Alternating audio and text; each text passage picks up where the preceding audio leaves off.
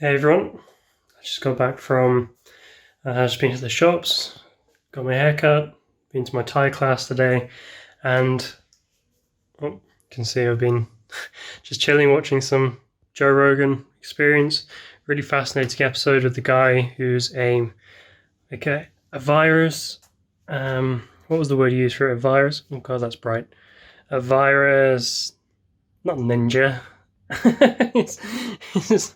But basically, it's his job to learn more about viruses and um, like infectious diseases, and so he's talking about the coronavirus.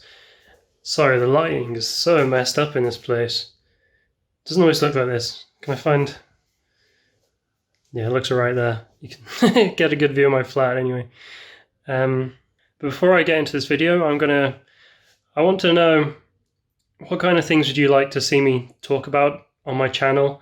Because I don't want to keep talking about the same things. I don't want to keep talking about like my video game addiction and I know that it's the 90-day detox, but I wanted to use it as an opportunity to make videos about a variety of subjects. So I did one about my story as a digital nomad, like dropping out of university and within a couple of years full-time traveling as a freelancer. But I don't know if you want to know more about, do you want more day-to-day things in Thailand? Like what's it like living in Thailand? Like the food and the people and all that stuff? Do you want to see me delve into my hobbies a bit more? Like showcasing like my progression with guitar and singing and photography and my writing and reading? Or I don't know. I had this idea of doing like a live stream where you can study Thai with me for an hour, or I do like 30 minutes of music practice and taking requests if anyone happens to catch the live stream. So there's a few ideas that I have, which I think could be pretty cool. And I'll be doing more vlogs of traveling like I did with the waterfalls. But yeah, if there's any like general topics you want me to talk about, make sure you leave a comment down below. And for now, let's get into this video where I'm going to go into the process that I've been using to learn Thai and what my progressions kind of look like over the last couple of months. So I've been living in Thailand for around about 7 months now, and I never really had any intention of staying here full time to learn the language, but one thing kind of led to another, and I found myself falling in love with Chiang Mai, and so I needed a reason to stay. And as I found out, you can actually stay here for 1 year on a visa if you decide to learn the language. Now, I've always loved learning languages, whether it was German in school or a keen interest in Japanese in university and now Thai, but it was never something I really considered doing before I came here. And the first time I made a real effort to actually learn the language was a few months ago, I think December. I bought a book because I wanted to learn how to read and write Thai. Now, every course that you do in Thailand, if you go to a school, will start off with around about 3 to 6 months of speaking and then progress into writing and reading, but not to a very comprehensive level. And so I did it kind of backwards. But what I found out was that it was actually incredibly easy to learn, and I got to a point where I could read maybe 70 to 80% of the signs in Chiang Mai within a month of studying myself. And while it does take a lot of time for me to do it, like I'll be going through each letter and I have to make the sounds of each one and then put them together into a word, I can still read what they say. And all I did was follow, this is the book I followed. It's called like, I don't know if it's, yeah, my autofocus is none, but it's like Reading and Writing Thai. And now this is such a traditional like Thai cover, it's kind of crazy. But this book, it's got so many, like it goes from the absolute basics of learning consonants and vowels and how to adapt them to different sounds, and how it gives you loads of like exercises to do and sentences to write. And I'm only this far through the book. Like you can see how many pages I have left, which is like most of the book, and I can read most things pretty well. And this made me realize that When you learn a language, it can often be incredibly daunting at the start, but if you break it down into its core components and understand the structure and how the sounds are created and how the words are written, then there's actually a lot you can understand without putting in a lot of effort at all. So how did I go about learning to read and write Thai in around about a month? And I mean, I'm pretty bad at writing, I'll be honest. The writing is incredibly hard. But the reading part, what I did was, while using this book, I put aside maybe 30 minutes every day. It's similar to how I learned to code, just repeated it every single day. And so I would write down all the things I learned in the last lesson, all the consonants and vowels I could remember, like how to write them, what their sounds were. And then once I did the next couple of pages in the book, I would then write down all of those things by heart, as well as the things I'd learned in the previous day. So that would be repeating. And so 7 days in, I would be doing 7 days worth of work in one day. And building this up over time really helped me memorize the shapes and the sounds, and that was pretty much all it is. It's about memorization. Eventually you get to a point where you start to instinctively know what some of the letters are, but all that is just being really good at remembering it and recalling the information. I didn't do anything special. I didn't do any hacks or do any lessons. I just spent a lot of time learning, memorizing, and repeating.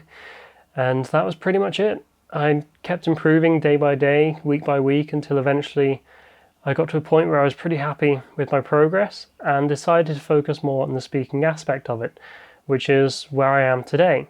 So I mentioned that you can get a 1-year visa if you decide to study Thai, and you do this by going through an official language school. Now I've got one that's pretty close by. It's a 5-minute walk from me, and I signed up for a year. It costs roughly $1,000 to do 1 year of lessons, which is about 180 hours, I think it is. And we do 4 hours a week of speaking practice. There's a group of 10 of us. And while I've only been doing it for a month so far, it's been so useful in just learning and recognizing sounds and different ways of speaking and picking up on things in conversation, because now I can recognize what people are talking about almost. I can pick out certain words, and it's really funny seeing people's reactions, especially Thai people's reactions, because no one learns their language when you decide to speak Thai to them, and it's really rewarding actually. While you can do it just by going your own way and learning from things online and speaking to people, I'd highly recommend going down the official route if that's something you're thinking about, or if there's another language you want to learn. Maybe Japanese or Chinese or Spanish or whatever else, and you've always wanted to travel. If you're able to work online, look up programs that they have in that country where you can become a student for a year and get a visa. There's so many countries that offer it, especially in Asia, and it's a really amazing and cheap way for you to live in the country for a long period of time. And it works equally great for me in Thailand because of how cheap it is. It's so easy for me to save up money, and this gives me a year where I don't have to worry about flying in and out of the country to renew my visa. I don't have to worry about getting new accommodation all the time and all these different expenses that pile up, and so I can just stay here worry-free for the next year, focus on learning Thai, focus on my business and whatever else I'm doing, and just really enjoy the process. And while it's slow going, I can only say basic things right now. Things like what I do, where I live, where I'm from, like ask people, what do you like to do? Do you want to go somewhere this weekend? What did you do yesterday? All these different things. I can really see myself building up over time, and the amount I've learned in just 1 month it's been incredible. Honestly, seeing that progress has really helped me justify that this was a good choice to make, and I definitely don't regret going down this path, and I can't wait to see how it improves in the future. I could maybe do a video of here's what I know now in Thailand, or document it over the course of a year to see how my Thai improves. So because I'm practicing every day, I've got a Thai girlfriend, I've got lots of Thai friends, and so I'm always learning new words, always improving my my speech, my tones, my grammar, everything else. And so, yeah, it'll be interesting to see how I improve over the years, because right now I'm limited to things like Pomchu James, Pomtanian, Gantalat, Kunban Utinai. This is like, where do you live? Where is your house? Yeah, I can, like with most languages, I can understand a lot more than I can speak. Like if someone says something to me, I'll think, oh yeah, I know what that means, but I can't quite say it to you in English. I can't quite say it to you in Thai yet, but I will do one day. So I'm looking forward to that day. And if you want to see more of Thailand, more of life in Thailand, let me know. And I'll do more daily style vlogs, I guess. I'll take my phone with me on my tripod and shoot random scenes, random people, and show you what life is like as both a digital nomad in Thailand and someone who's got a lot of Thai friends, experiences a lot of the local life, I guess. So if you're interested in that, let me know. Like the video, leave a comment, and as always, thanks for watching. Don't forget to subscribe if you want to see more, and I'll see you in the next video. Peace.